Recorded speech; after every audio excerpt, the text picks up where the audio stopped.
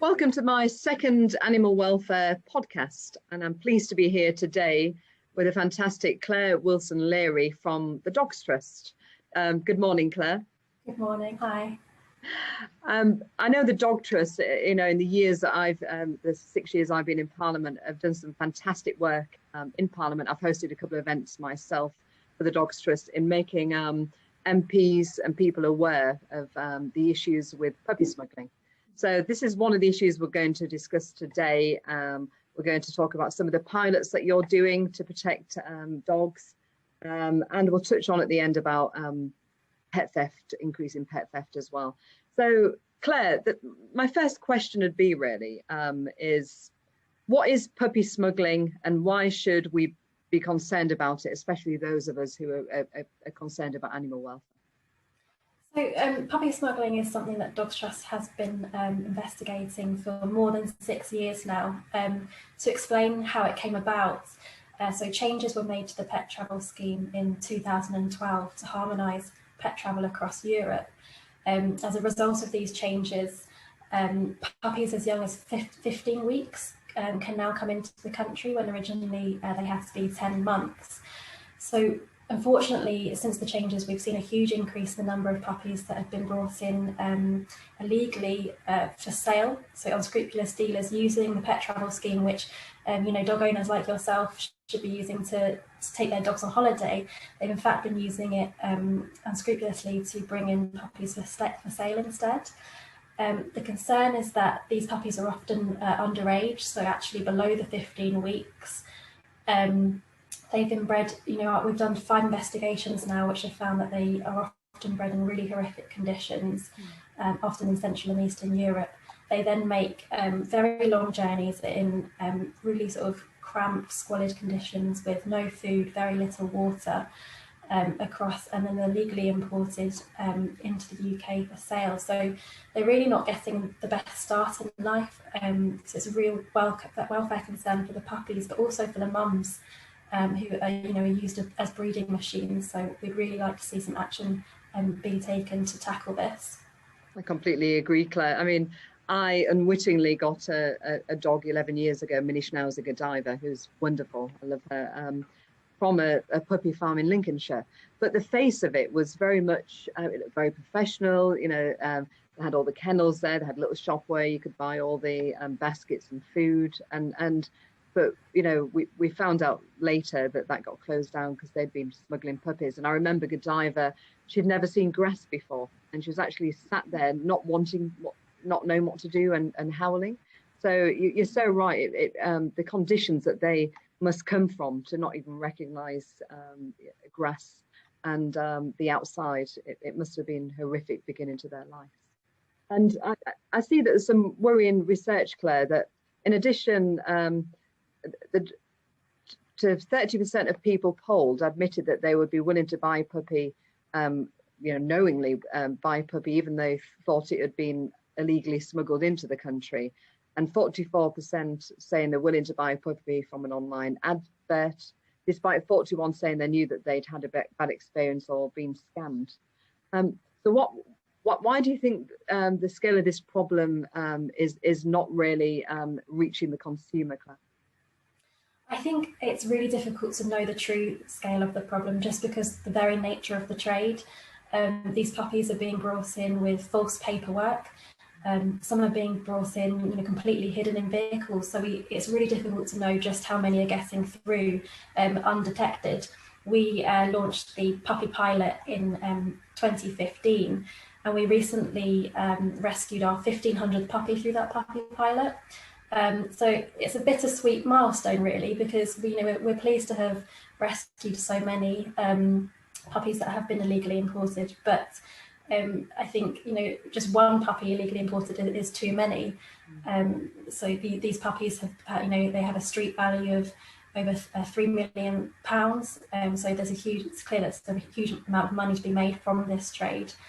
But I think, as you said, the people involved are so good at duping members of the public that unfortunately,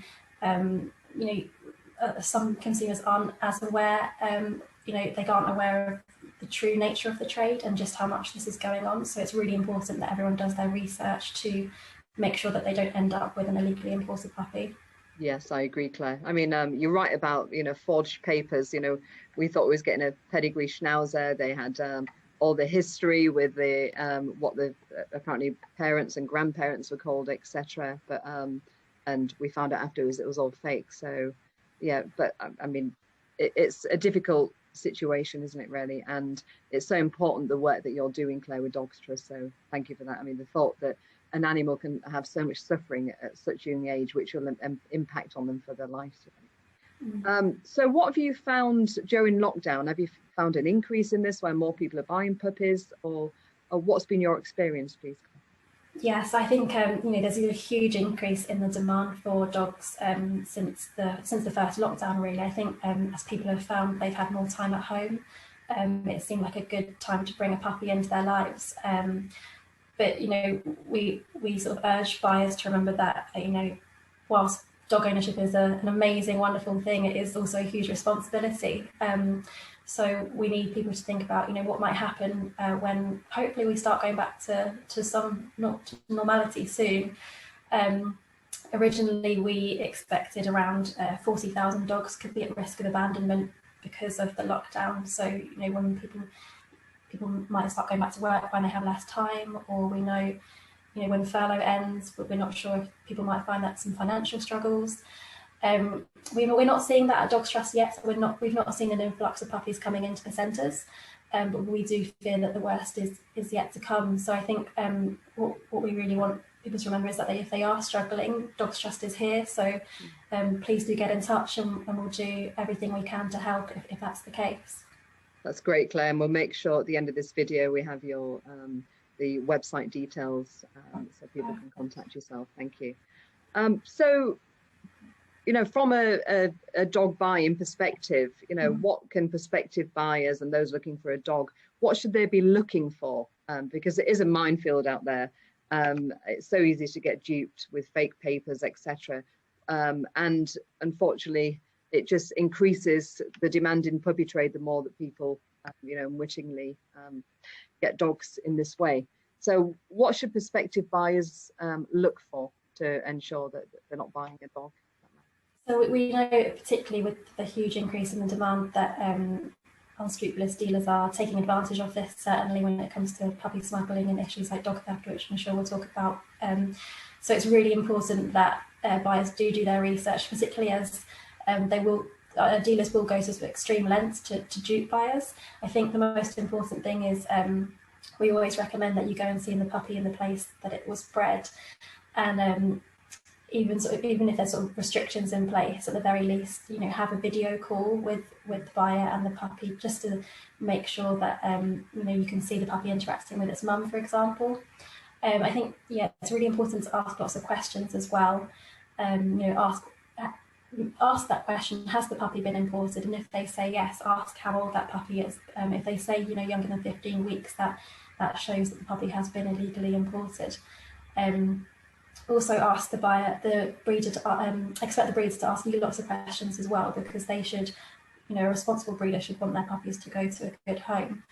I think what's really important is if you do suspect that something's wrong, if something's not quite right, then chances are that there is something wrong, and the best thing to do is to walk away.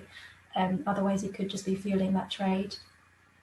Thank you, Claire. So to recap, then, it's an important matter. This try and see the dog with the dog's mother, and ask if it's been imported. Ask what age, if it has been imported, it came over here. And like you said, if it's less than 13 weeks, then it's likely to be through the puppy farm route. And be aware that they should be asking questions to yourself as a buyer to make sure that dog's going to a good home. So that's really good advice there, Claire. Thank you. You touched on dog theft. I'm glad you did, because it's something, it fills my post bank at the moment. When I've been out on the streets with the local elections, as we've just seen, I've spoke to so many residents who this is a major concern for, where some don't even take the dog out for a walk at the moment. So have you dealt with this much, and what's the Dog Trust perspective and what people could do with this, please? Well, anecdotally, we have as well seen increased reports of dog theft. I think that again this ties in with the demand for dogs, because there's such a high demand at the moment. They can go for really high prices. There's a lot of money to be made in the dog trade. So we are aware of increasing concerns around dog theft. I think it's difficult again to put a figure on it, because there's not any sort of accurate or consistent reporting of pet theft instances by the police. So it's really difficult to get an accurate picture of this across the country. But we are really pleased that the government has just set up a pet theft task force to look into this. And I think one of the first sort of action points for this task force should be to look at gathering data and trying to get an accurate picture of the problem, and then perhaps looking at what deterrents are in place as well to stop this crime. But this is just, in fact, just one aspect of an action plan that the government's announced today on animal welfare. So we're pleased that this pet theft task force has been established, but we're also pleased that the government's committed to looking at puppy smuggling as well. After more than 6 years of Dogs Trust campaigning, it's really brilliant to hear that they are looking to crack down on the issue, and I think the devil will be in the detail. So we're really looking forward to working with them on that, but also animal welfare issues more widely as well. I know it's something the Prime Minister's passionate about as well, and is certainly a dog lover with his little Dylan. So, well, thank you very much, Claire. Is there anything else you want to talk about the work that you do with the Dogs Trust, or any key messages that you want to get out there? I think just the key message again is if you are considering getting a dog, please do consider rehoming one. We've got lots of rehoming centres across the country, so please do, lots of dogs looking for their forever home, so please do consider adoption. And equally, like I said, if you are struggling to cope with your dog, we are here to help, so please do get in touch. Thank you, Claire. I got a rescue dog last year as well, so they bring so much joy into your life, definitely. So yeah, brilliant. Well, thank you so much, Claire. We'll put the website at the end of this, and I hope everybody's found this informative, and you'll be on the lookout for these unscrupulous dog smugglers, and we need to ensure that our pets get the best start in life. So thank you for listening, everybody, and thank you again, Claire.